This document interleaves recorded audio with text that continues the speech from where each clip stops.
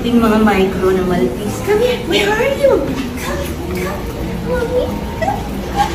Come over here. My babies. Come. Let's come with me. Come.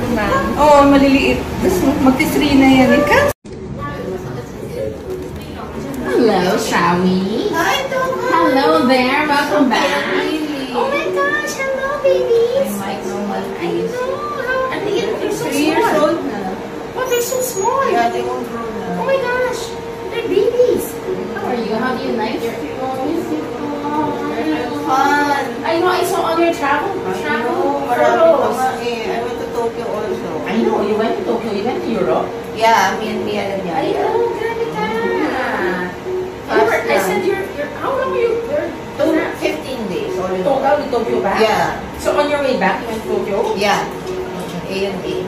Oh, wow. So, A&A to Europe? oh my God, yeah, ang tagal. Oh gosh. Kasi, Rome, and then next day, we took a train to Naples, then I'll go to Positano, we stayed, and then Capri, and then back to Rome, then Tokyo na. Sarah, did you enjoy? Yeah, but most. How are you doing? Okay. How are you doing with the face? Awesome. This one's okay. It's just a little tight here. Here, yes, but it's okay lang. This is an RM. Mas masakit pa sa yeah, this is not sakit.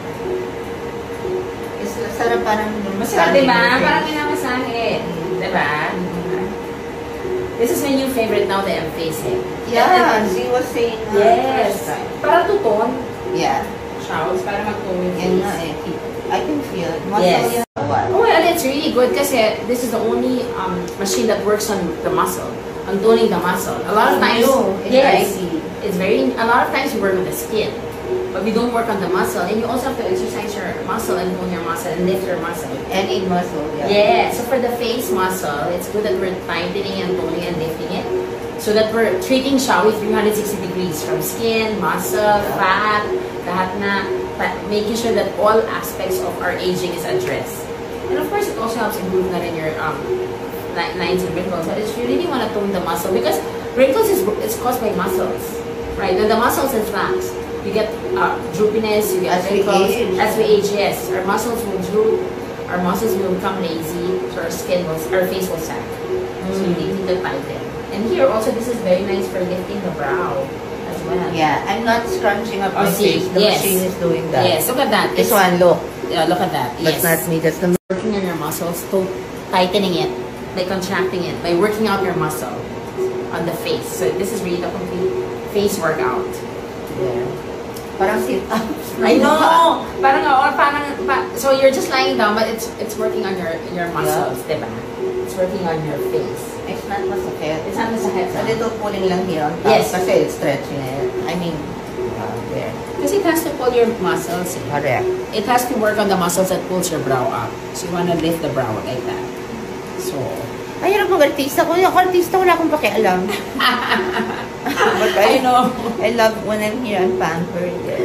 And I know. And people want you to be the Shawi that they know.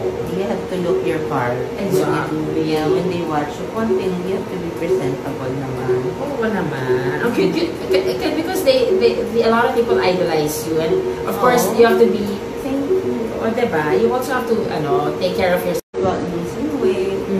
It's your face that's more important if at all. If any, it's your face. And sayang naman your beautiful face. Hindi mo Oh my God, I thank you. Diba? Ang cute-cute nga ni Shawi. I saw your old photos from when you were young. Cute.